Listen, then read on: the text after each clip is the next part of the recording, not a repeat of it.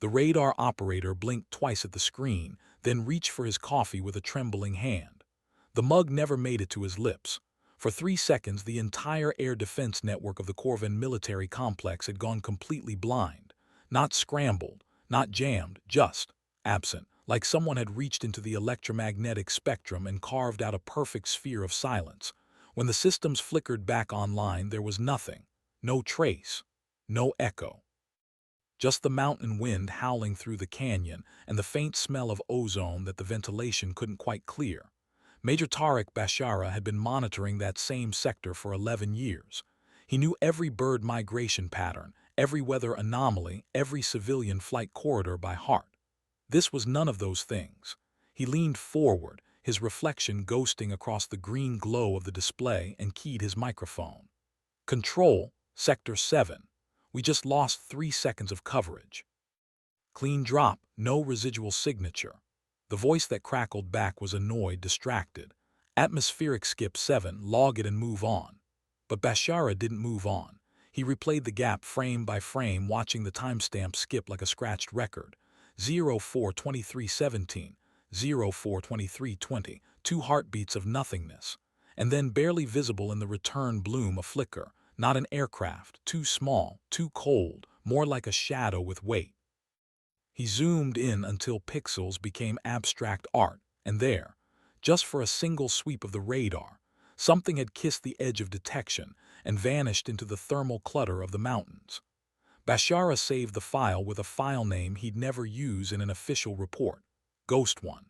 60 kilometers away, Lieutenant Rook Kellerman lay flat on a ridge with her binoculars trained on the valley below. She'd been in position for 4 hours, watching the sunrise paint the enemy airfield in shades of copper and rust. Her spotter, Corporal Voss, was beside her, silent as stone, counting aircraft through his scope. 18 fulcrums on the tarmac, Voss whispered. 6 fueled, rotations every 90 minutes. Kellerman didn't respond. She was listening to something else. Not sound, the absence of it. The entire valley had gone quiet 30 seconds ago. No diesel generators, no ground crew chatter. Even the wind had paused, like the earth itself was holding its breath. Then she heard it, felt it really, a low vibration through the rock beneath her chest. Not jet engines, something slower, heavier, a rhythm like a heartbeat wrapped in titanium. She adjusted her binos toward the northern pass and her breath caught.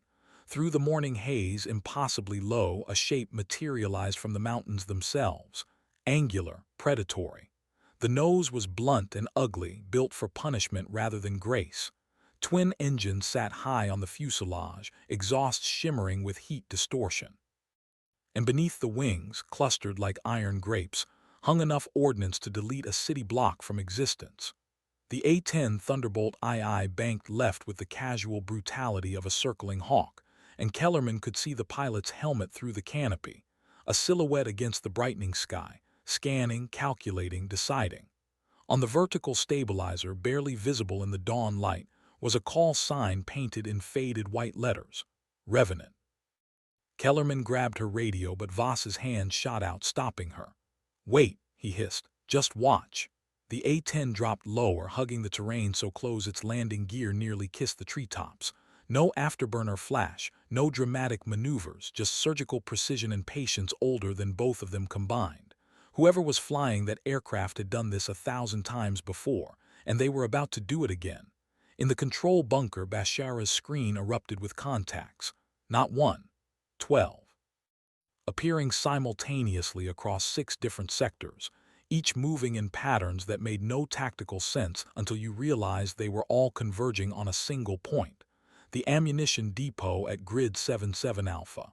He reached for the alert klaxon, but his hand froze halfway, because in that moment he understood. The 3-second gap hadn't been a malfunction. It had been an announcement. The fulcrums on the tarmac began spooling up their engines, ground crews scattering like ants from a disturbed hill, and somewhere in the mountains, a woman who'd been written off as washed up and obsolete lined up her targeting reticle and whispered a prayer her instructors had taught her 15 years ago. Good kills only, clean shots, no mercy for the machine. Then she squeezed the trigger, and the sky split open with thunder. The GAU-8 Avenger cannon spoke in a voice that predated language, a mechanical roar so deep it bypassed the ears entirely and went straight to the gut. 70 rounds per second, each one a fist of depleted uranium moving at 3,000 feet per second. The sound arrived after the destruction, a courtesy the weapon had never bothered to offer.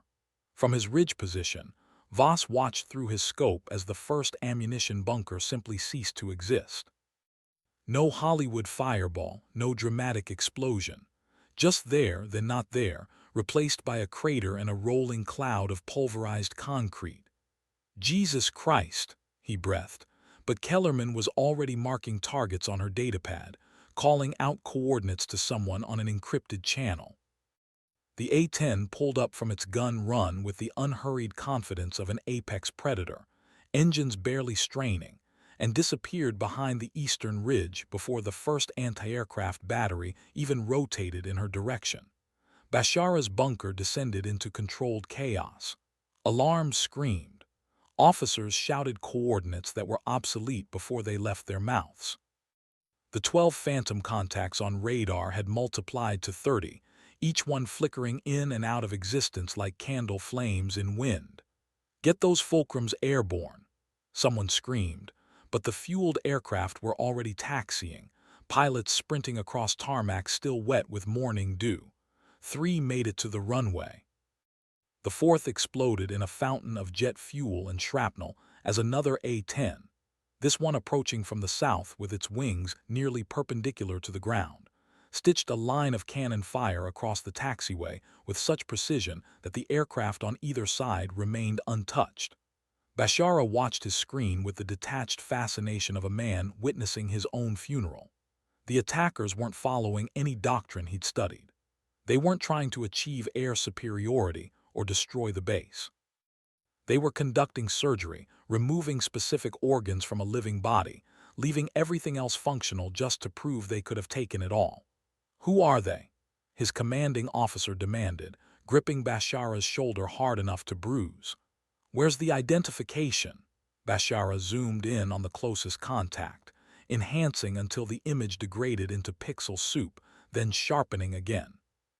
The aircraft was ancient by modern standards, a flying tank built in the 1970s that should have been museum pieces. But the way it moved, the way it anticipated defensive fire before it happened, spoke of something his training manuals had never covered: experience. The kind measured in decades, not deployments. "American A-10s," he said quietly, "Cold War relics." His commander's face went pale. "Impossible. The Americans retired those. They're halfway around the world fighting." He trailed off because the answer was suddenly obvious. They weren't fighting halfway around the world anymore.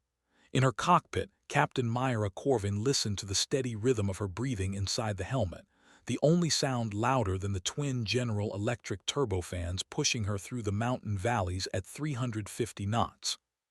Her hands on the stick were relaxed, almost casual, making micro-adjustments that kept her 30 feet above the deck, low enough that her radar cross-section was indistinguishable from the terrain. She'd been flying for 19 hours straight, catnapping in a temporary forward base built from camouflage netting and pure audacity. Her back ached, her eyes burned, her mouth tasted like recycled air and fear, and she had never felt more alive. "Revenant, Sabre 3, Northern Sector is clean."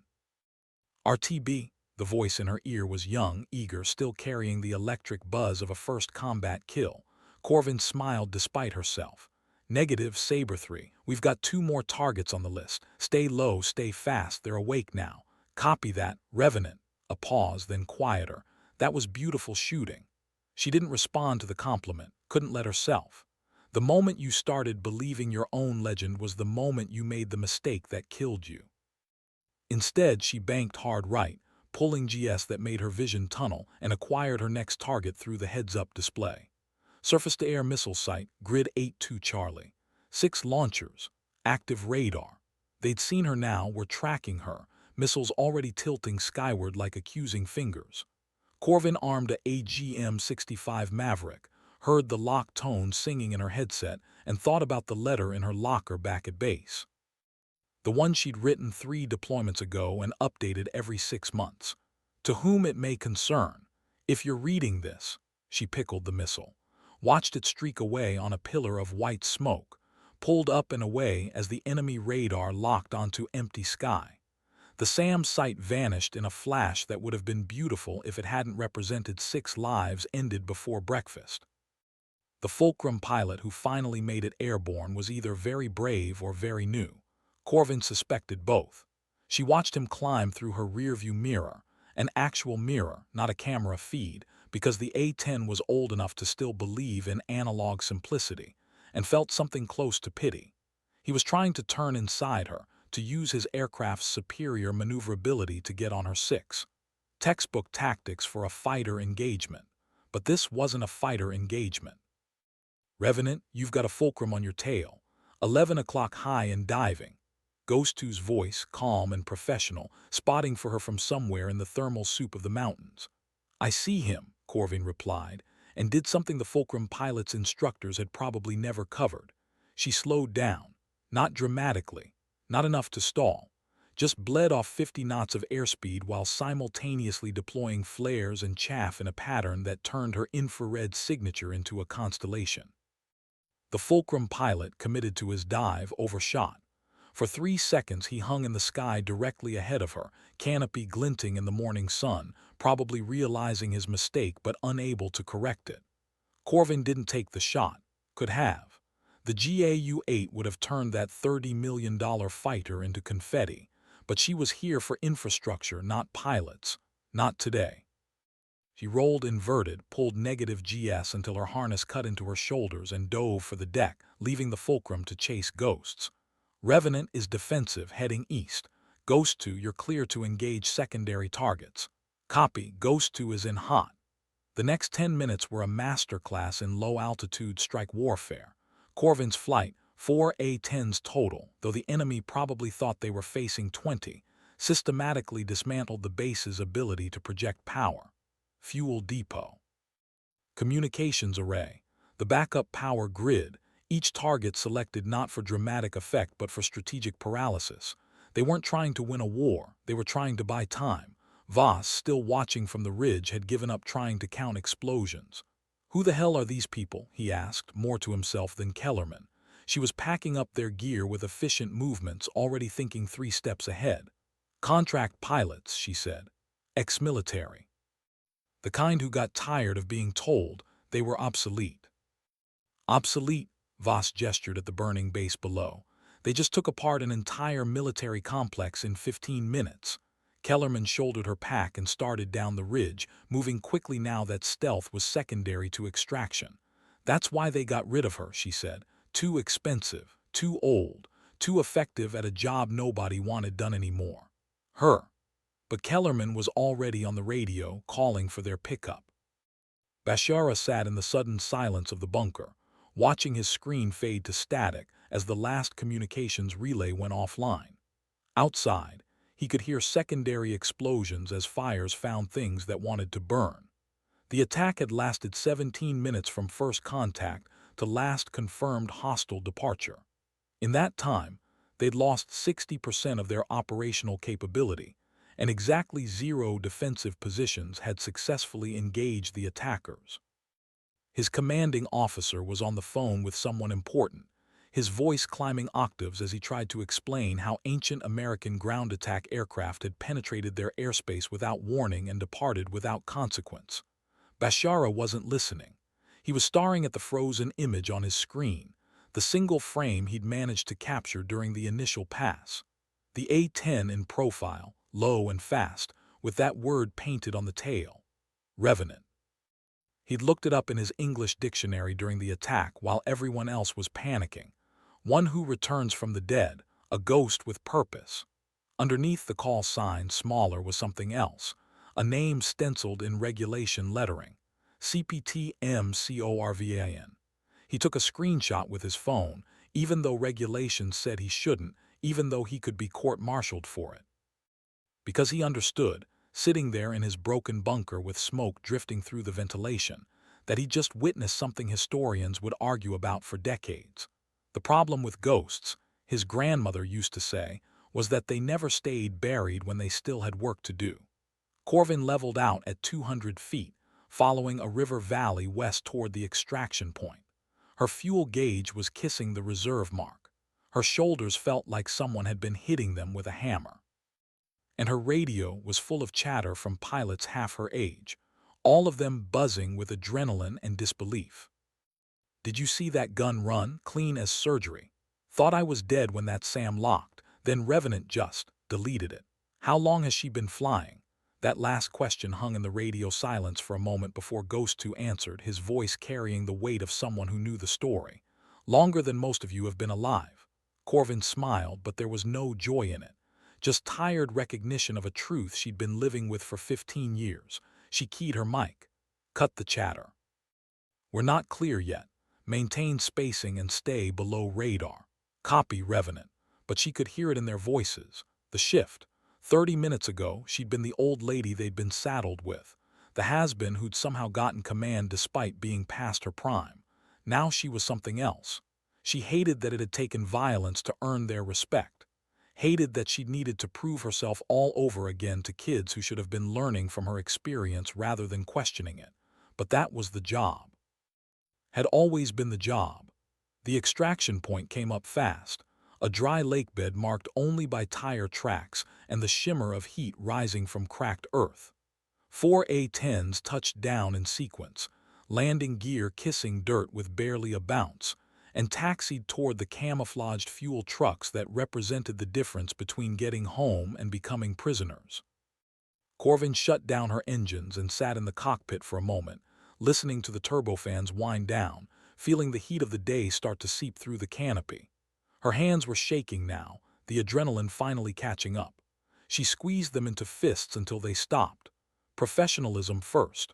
Always. The ground crew chief was waiting when she climbed down the ladder, a tablet in his hand already tallying damage and ammunition expenditure. 7,000 rounds through the GAU-8, 2 Mavericks, full flare and chaff deployment, he rattled off.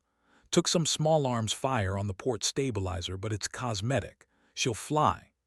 Corvin ran her hand along the fuselage, feeling the sun-heated metal under her palm, the rivets and patches that told the story of 3 decades in service. She always does. The debrief happened in a tent that smelled like canvas and aviation fuel, with folding chairs arranged around a portable holographic display that flickered every time the generator hiccuped. Corvin stood at the head of the table, still wearing her flight suit, and walked them through the mission with the detached precision of a surgeon describing an operation. Target priorities, engagement windows, defensive responses. The younger pilots listened with an attention they hadn't shown during the pre-mission brief. Lieutenant Marcus Webb, Sabre 3, the eager kid who'd scored his first kill this morning, raised his hand like he was still in flight school. "Question," Corvin nodded. "How did you know they wouldn't scramble interceptors before we hit the fuel depot?" She almost smiled. "I didn't." The tent went quiet. "Every mission is a calculated risk," she continued. "You study the intelligence, you plan for contingencies, and then you commit. Second-guessing yourself in the cockpit gets you killed. So you make the best choice with the information available and you execute." "But the timing was lucky," Corvin interrupted. "We were lucky their command structure was slow. Lucky their radar operators weren't more experienced. Lucky that weather front moved through last night and gave us cover on approach. Don't confuse luck with skill, and don't confuse skill with invincibility." She could see them processing that, trying to reconcile the pilot who just conducted a flawless strike with the woman telling them it could have gone wrong in 100 different ways. Webb frowned. "Then how do we?" "You stay sharp. You train. You learn from every mission, especially the successful ones, because those are where you start getting comfortable. Comfortable gets you killed faster than anything." Ghost 2 leaned back in his chair, an older pilot with gray in his beard and enough ribbons on his dress uniform to tell a story. "She's saying you were good today. Don't let it make you stupid tomorrow." The younger pilots nodded, and Corvin felt something loosen in her chest.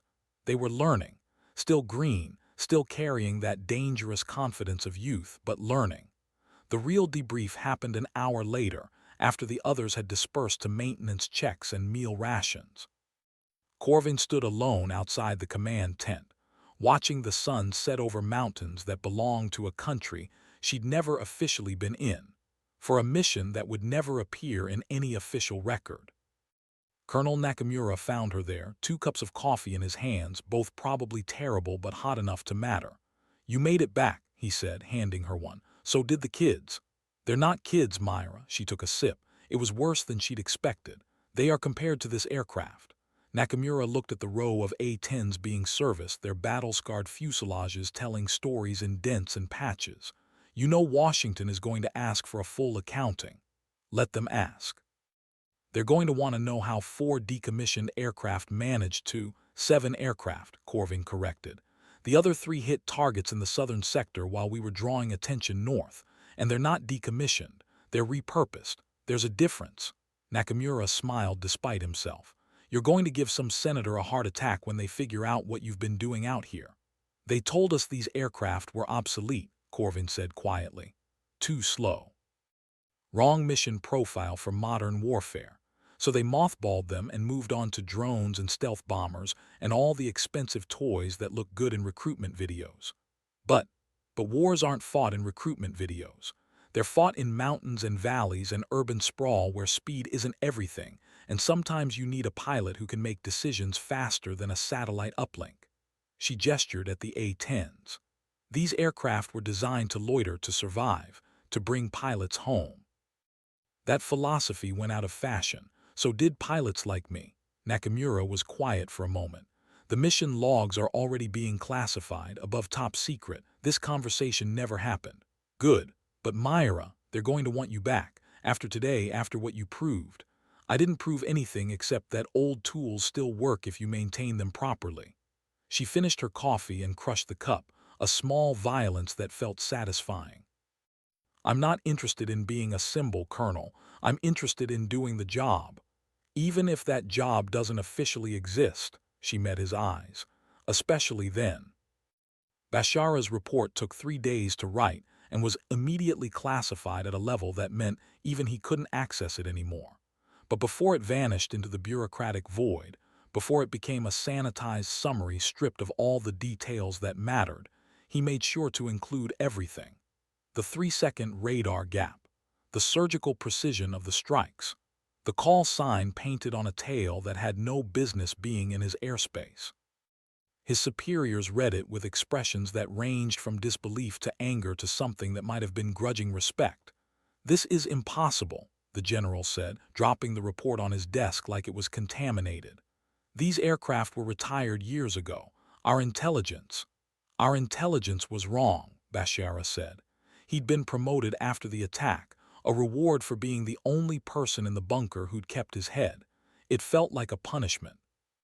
Or more likely, our intelligence was deliberately misled. You're suggesting the Americans lied about retiring their A-10 fleet.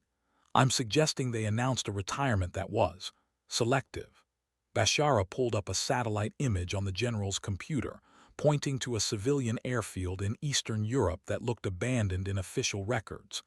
"This facility is listed as a storage depot, but 3 weeks ago, thermal imaging showed active maintenance operations. Someone is keeping those aircraft operational." The general stared at the image. "For what purpose?" "Deniable operations, precision strikes in regions where stealth technology is too expensive or too politically sensitive. The A-10 is old enough that its presence doesn't imply first-world military intervention. It could be surplus, black market, mercenary units. But it's not." "No, sir, it's not." The general closed the file.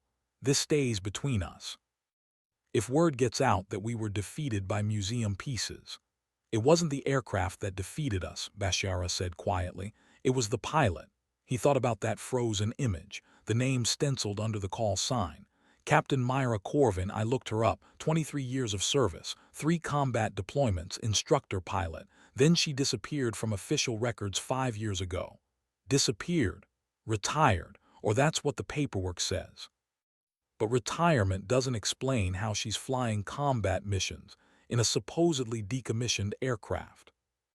The general's expression darkened. "Find out everything you can about this woman, quietly. No official channels." Bashara nodded, but he already knew he wouldn't find much. Ghosts didn't leave trails, that was the point. Back at the forward base, Corvin was doing maintenance. Not supervising maintenance, actually doing it, her hands black with grease, her flight suit tied around her waist while she worked in a tank top despite the cold. The crew chief watched her with amused tolerance. "Captain, that's literally my job. Your job is to keep 7 aircraft operational with a budget that wouldn't cover parts for 3. She torqued a bolt with more force than necessary. "My job is to make sure this bird flies tomorrow. She'll fly, always has." Corvin straightened, wiping her hands on a rag that was already beyond saving.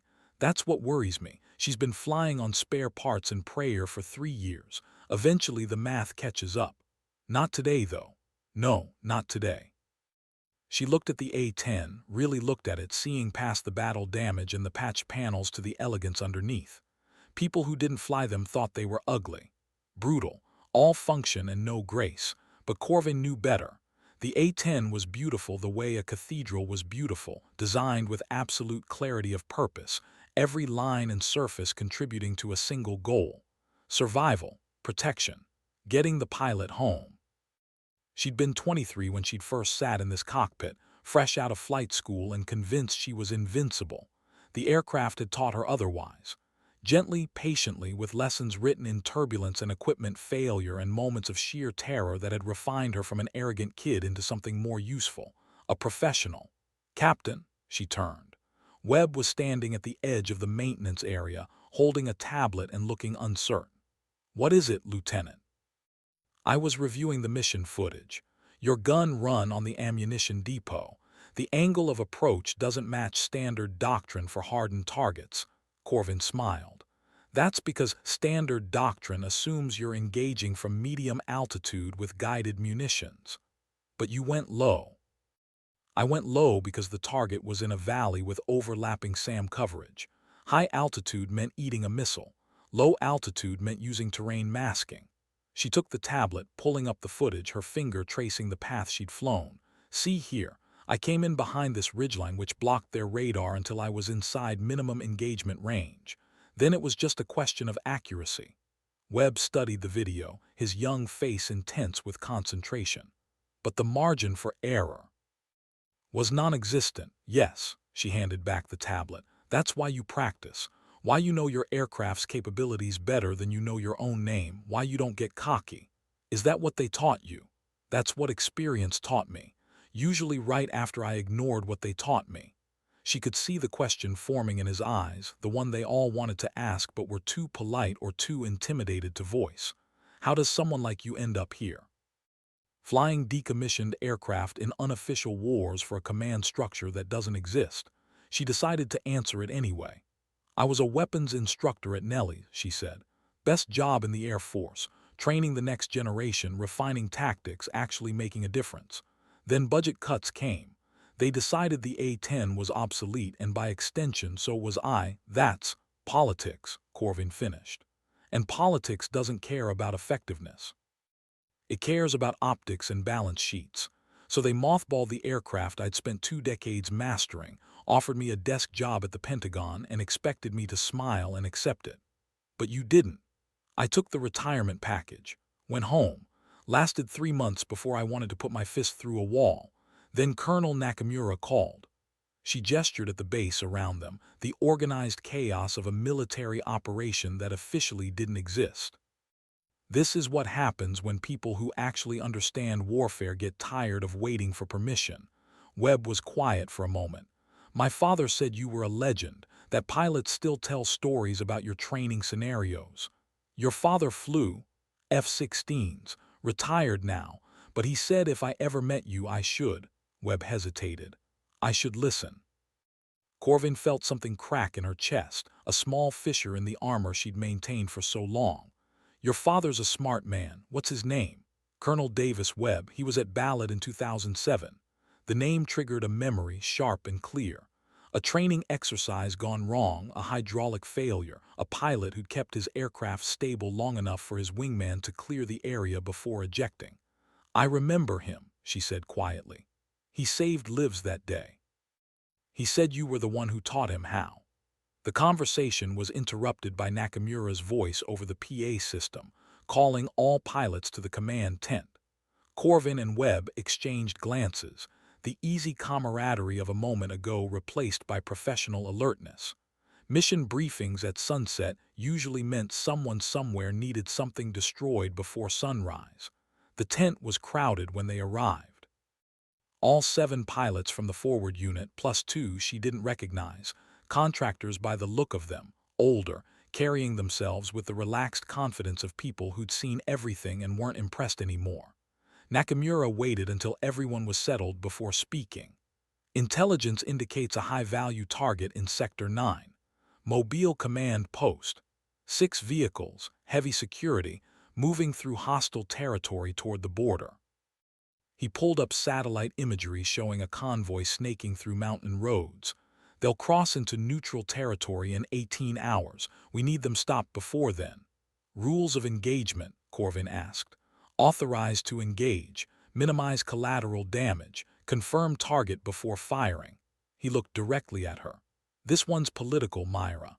They're carrying intelligence that could destabilize 3 countries. We can't let it cross that border. She studied the imagery, her mind already calculating approaches, escape routes, fuel requirements. Nighttime strike, your call. Then we go at dawn, hit them in the open where they can't use civilian cover. 4 aircraft, 2 for the strike, 2 for top cover in case they have air support. Nakamura nodded. Your mission, your plan. As the others filed out to begin preparations, one of the contractors approached Corvin. He was maybe 50, with scar tissue on his hands and eyes that had seen too much. Captain Corvin heard a lot about you. She shook his hand. None of it good, I hope. All of it earned. He smiled, but it didn't reach those old eyes. Name's Reeves. I flew warthogs in Desert Storm. Heard you were out here keeping the tradition alive. Someone has to. Yeah. He looked past her at the A-10s being prepped for the next mission. They tried to kill this aircraft 3 times. Each time it proved it was too useful to die. Guess the same could be said about the pilots. We're not dead yet. No, ma'am, but eventually they'll find a way to retire us for good, replace us with drones and algorithms and pilots who have never felt what it's like to bring a damaged bird home on one engine and pure stubbornness. Corvin met his eyes. Then we'd better make sure the next generation understands what they're losing. Reeves nodded slowly. That kid Webb, you training him, teaching him to survive. Good. Because survival is the only lesson that matters. He turned to leave, then paused. One more thing, Captain. The people who remember what you've done, we're getting fewer every year. Make sure someone writes it down, not the official records, those are already sanitized. The real story, the one future pilots need to hear. I'm not much for storytelling. Then find someone who is. Because 20 years from now, some kid is going to sit in a briefing room and get told that close air support is obsolete, that pilots are obsolete, that everything we learned in blood and fire doesn't matter anymore. That kid needs to know we existed, that we proved them wrong, that call sign on your tail. Revenant. Make sure it means something. Corvin watched him walk away, his words settling like sediment in her mind.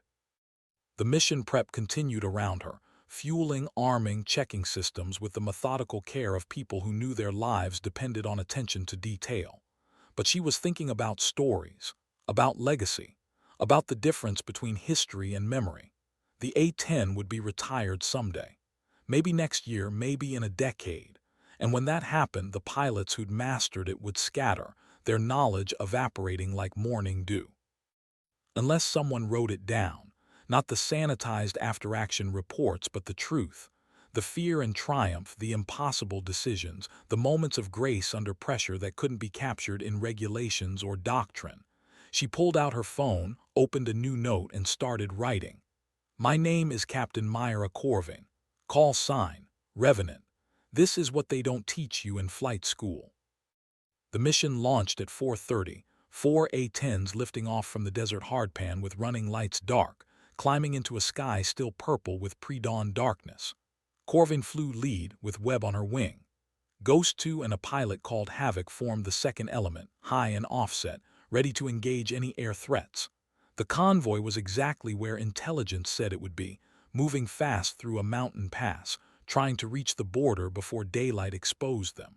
6 vehicles. 2 technical trucks with mounted machine guns.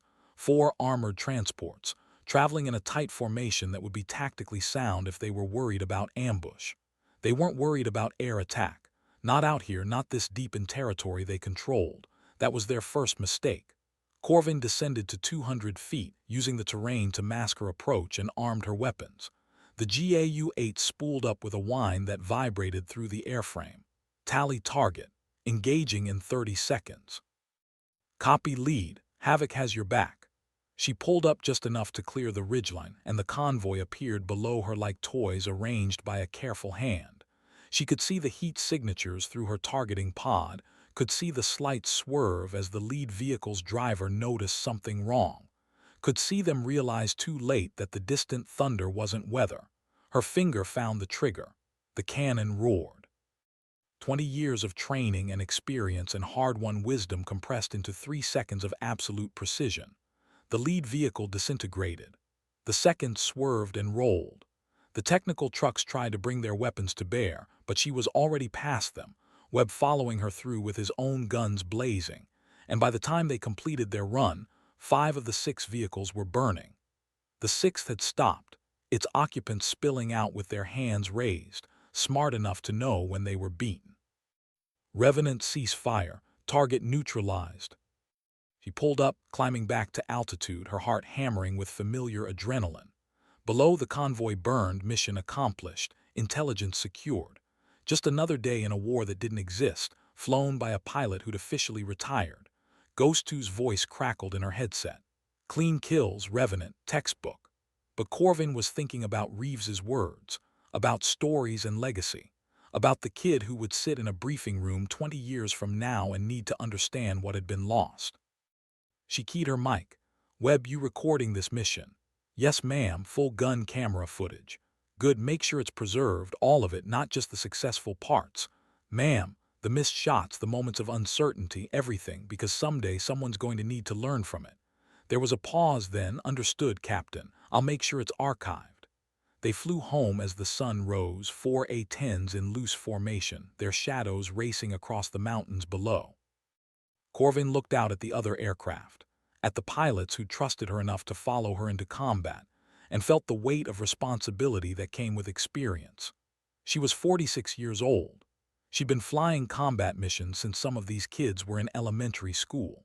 She'd survived 3 near crashes, 2 equipment failures at altitude, and 1 ejection that had shattered her collarbone and convinced her that living through impossible situations was a skill you could develop. She'd also buried friends, attended funerals where the flag was folded with military precision, and handed to families who would never understand exactly how their loved one had died, because the missions were classified and the truth was sealed behind acronyms and clearance levels. That was the part they never prepared you for, the weight of memory. Back at base, after the debrief, after the maintenance checks and the paperwork, Corvin found herself standing in front of a wall that shouldn't have existed. Someone, probably Nakamura, though he'd never admit it, had started a memorial, just a simple plaque with names engraved in regulation lettering. Pilots who'd flown from this base and hadn't come home. There were 7 names. She knew all of them, had trained 3 of them herself. Lieutenant Sarah Kimura, lost to a SAM over hostile territory, 2023. Captain James Rodriguez, engine failure on takeoff, no time to eject, 2022. Major David Chen, shot down covering a friendly extraction, 2024. She traced Rodriguez's name with her finger, remembering his laugh, his terrible jokes in the ready room, the way he'd always been first to volunteer for the dangerous missions. Remembered holding his sister at the funeral while she sobbed into Corvin's dress uniform, asking why, asking how, asking questions that had no good answers. They told me it gets easier. Webb's voice quiet behind her. She hadn't heard him approach. They lied, Corvin said. It doesn't get easier, you just get better at carrying it. How do you keep flying after losing people? She turned to face him. Because stopping would mean their deaths were meaningless. Because every mission we complete, every pilot we bring home, is a small victory against the statistics that say this job should be impossible. Is that enough? Some days. She looked back at the names. Some days it has to be. They stood there in silence, two pilots separated by 2 decades of experience but united by the same commitment to a job that would never make sense to anyone who hadn't done it. Finally, Webb spoke again. "I read your file, the official one. And it doesn't mention any of this. Doesn't mention the forward base, the contract work, the missions that don't exist. According to the Air Force, you've been retired for 5 years. According to the Air Force, I have been. Then why risk it? Why keep flying?" Corvin smiled, but there was no humor in it. "Because someone has to. Because the world still needs close air support, still needs pilots who can make life-or-death decisions in seconds, still needs aircraft that can loiter over a battlefield for hours instead of minutes. And if I stop, who teaches the next generation? Who preserves the institutional knowledge? But eventually I'll be too old, too slow. The math will catch up, but not today." She gestured at the memorial wall.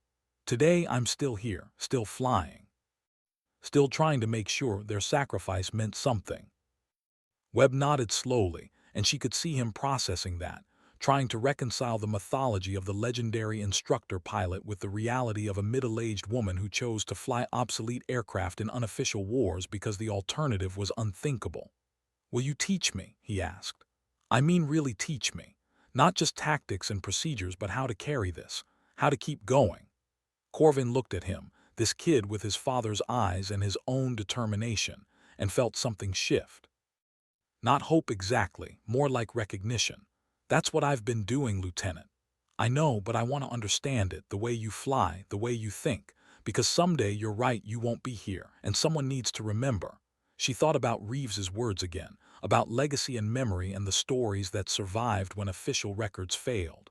"Okay," she said, "but fair warning, real teaching isn't about showing you the perfect gun run.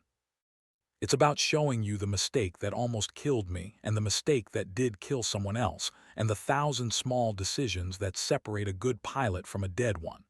I'm ready. No, you're not, but you will be." Over the next 3 months, Corvin trained Webb with an intensity that surprised both of them. Not just in the cockpit, though they flew together almost daily, pushing the A-10s to their limits and sometimes beyond, but in the spaces between missions. The maintenance hangars where she taught him to read an aircraft's stress fractures like a medical diagnosis. The briefing rooms where she walked him through her worst failures in excruciating detail, holding nothing back. The quiet hours before dawn when she shared the tricks that weren't in any manual. How to read weather by the color of the sky. How to sense a radar lock before the warning sounded. How to navigate by intuition when all your instruments failed. Webb absorbed it all with the desperate hunger of someone who understood he was learning from a dying tradition. The Air Force had moved on. Drones and stealth fighters and network-centric warfare. The A-10 was an anachronism, and pilots like Corvin were relics of a different era. But here, in this forward base that didn't exist, flying missions that would never be acknowledged, the old ways still mattered. The other pilots noticed, started asking Corvin questions they'd been too intimidated to ask before, sought her opinion on tactics and decisions with a deference that made her uncomfortable but couldn't be ignored. She became, without ever intending to, the center of gravity for the entire unit. Ghost 2 pulled her aside one evening after a particularly brutal mission. "The kids are calling you the prophet," he said. "Stop it," Corvin replied immediately. "I'm serious. They think you can see the future. Predict threats before they materialize. I've just been doing this longer than they have. It's more than that, and you know it. You have instincts they're trying to learn, pattern recognition built from 10,000 hours in the cockpit." He paused. "They're right to listen to you, but Myra, you can't save all of them." She closed her eyes. "I know. Do you? Because I've seen that look in your eyes, the one that says you're going to try anyway. The one that gets instructors killed when they take stupid risks to protect students who need to learn their own lessons. I'm not trying to save anyone, I'm trying to teach them to save themselves. Then teach them that you're human, that you make mistakes, that even the prophet gets it wrong sometimes." Corvin laughed, bitter and tired. "They already know, they just choose to forget." But Ghost 2 was right. She was carrying too much weight, trying to be too many things to too many people. Instructor, pilot, mother figure, keeper of wisdom. It was unsustainable. Something would break. It broke 3 weeks later during a routine patrol that became anything but routine. Corvin was flying with a new pilot, call sign Dancer, a 24-year-old kid fresh from training who'd somehow convinced Nakamura he was ready for combat. He wasn't. They were orbiting over a valley, providing overwatch for a ground unit, when Dancer spotted what he thought was an enemy position. Revenant Dancer, I have possible hostile technical at Grid 479er, requesting clearance to engage. Corvin checked her displays. The target was in a civilian area. No confirmation of hostile activity. No clear threat. Negative Dancer, hold position. Wait for ground unit confirmation. But, hold position, Lieutenant. Silence for 10 seconds, then, engaging. And before Corvin could react, Dancer rolled in, guns armed, committed to a strike that would kill civilians and destroy any moral high ground they'd been pretending to maintain. She had maybe 3 seconds to decide. Let it happen, preserve Dancer's pride and carry the weight of innocent deaths. Or stop it, undermine his authority and risk fracturing the trust she'd built. She chose. Dancer, break right now. She pushed her stick forward, diving between Dancer and his target, physically blocking his line of fire with her own aircraft. It was insane. Violated every safety protocol. Could have resulted in a mid-air collision that killed them both, but it worked. Dancer broke right, his finger coming off the trigger, and the civilians below continued their day unaware of how close they'd come to dying. The radio erupted. What the hell, Revenant? Return to base. Now, both of us. The flight back was silent. Corvin's hands were shaking on the stick, adrenaline finally catching up to the reality of what she'd done. She'd nearly killed them both to prevent a war crime. That should have felt righteous. It just felt exhausting. The debrief was ugly. Dancer, humiliated, accused her of undermining him. Corvin, too tired to be diplomatic, told him exactly why he'd been wrong. Nakamura sat between them like a referee, trying to keep the situation from exploding. You can't put yourself between a pilot and his target, Dancer shouted. You could have gotten us both killed. You were about to murder civilians, Corvin shot back. I'd do it again. They were hostiles. They were farmers with a tractor that your targeting pod couldn't differentiate from a technical truck because you're too inexperienced to read thermal signatures properly. The words landed like bombs. Dancer went pale. I thought. You thought wrong, and that's fine, everyone makes mistakes. But you didn't listen when I told you to wait for confirmation. You let ego override judgment. That's what gets people killed. Nakamura held up a hand. Enough, Dancer, you're grounded until you complete additional IFF training. Corvin, he sighed, you pulled a maneuver that should get you court-martialed. Yes, sir. Don't do it again. Can't promise that, sir. He stared at her and she could see the calculation in his eyes. She was too valuable to lose, too experienced to replace. But she was also becoming a liability, taking risks that no instructor should take.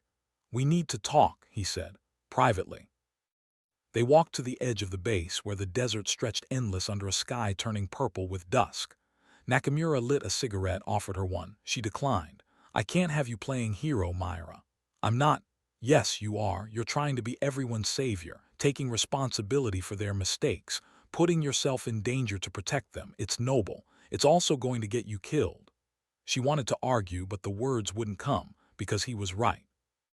I need someone to believe in, she said finally. Someone who represents what this job is supposed to be. They need you alive, teaching, not dead because you tried to shield a kid from his own stupidity. Corvin looked out at the A-10s parked on the flight line, their angular silhouettes sharp against the fading light. How many more missions do we have before this whole thing shuts down? Classified. Bull, you know, I can see it in your face. We're running out of time. Nakamura took a long drag. 6 months, maybe less. Budget's drying up. Political will is shifting. They're going to mothball this program and scatter everyone to contract work or desk jobs. 6 months, she repeated, to teach them everything they need to survive. You can't teach everything in 6 months. Then I teach them to keep learning, to question, to think. She turned to him. To carry it forward when I'm gone. Is that what this is about, legacy? It's about not wasting what we know. About making sure the next generation doesn't have to relearn lessons we already paid for in blood. Nakamura crushed his cigarette under his boot. All right, 6 months, but Myra, you don't take any more stupid risks. You don't put yourself between guns and targets. You teach, you mentor, but you let them make their own mistakes. Deal, deal. It was a lie, and they both knew it.